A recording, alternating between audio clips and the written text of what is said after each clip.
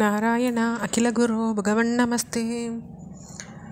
நம்ம 5வது தசகத்தில் 6 ஸ்லோகங்கள் வரைக்கும் பாஷ்யம் பார்த்துருக்கோம். அதாவது விராட் புருஷ உற்பத்தின்ற தசகம் இப்போ பார்த்துட்டே வரும். அடுத்த அதில் 7வது ஸ்லோகம். பூமன்மானச புத்தியபங்கிருதி மில சித்தாக்கிய விருத்தன்விதம் தச்சாந்தக்கரணம் விபோ தவ பலாத் சத்வாம்ச ஏவாஸ்ருஜத் ஜாதஸ்தைஜசதோ தசேந்திரியகணஸ்தத் சாமசாம்சாத் புனः தன்மாத்திரம் நபசோ மிருதப்புரபதே சப்தோ ஜனி த்வத்பலாத். அப்போ எங்கும் நிறைஞ்ச பிரபுவே, சாத்வீக அகங்காரமாக கருதப்படுற வைகாரிகமே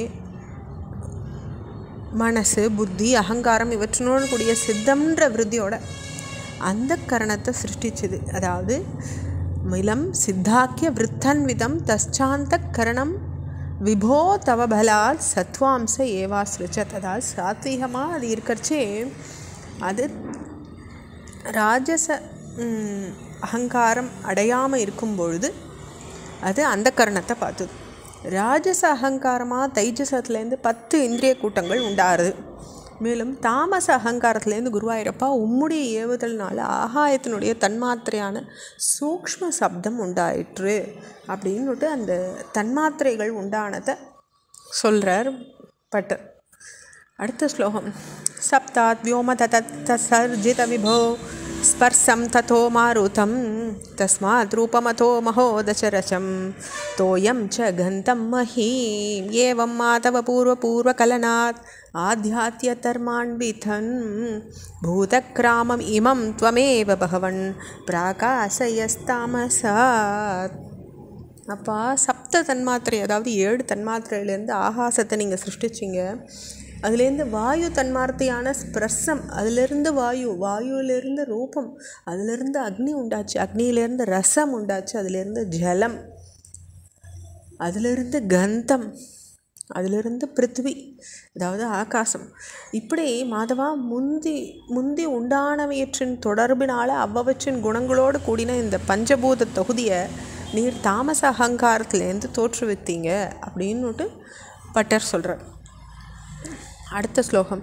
ஏ தே பூதகணாஸ்ததேந்திரியகணா தேவாஸ்ச ஜாதா பிருதக் நோசே குர்புவனாண்ட நிர்மித விதௌ தேவைர் அமீபிஸ் ததா த்வம் நானாவித சுக்திபிர் நுதகுணஸ்தத்வான்ய மூன் யாவிசன் சேஷ்டா சக்திம் உதீரியதானி கட்டயன் ஹைரண்யமண்டம் வியதாக.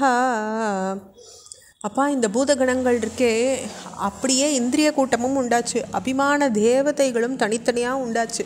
தாமே பிரம்மாண்டத்தின் நிர்மாணத்தை அவளால் செய்ய முடியல அந்த அபிமான தேவதைகளால்.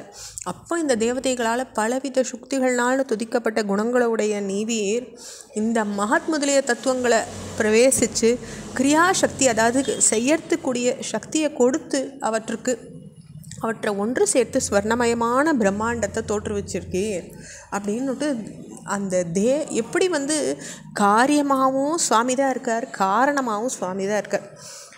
அதனால் அவர் எப்படி அதை திருஷ்டிச்சார் அப்படின்றத இந்த ஸ்லோகம் நம்மளுக்கு விளக்குறது.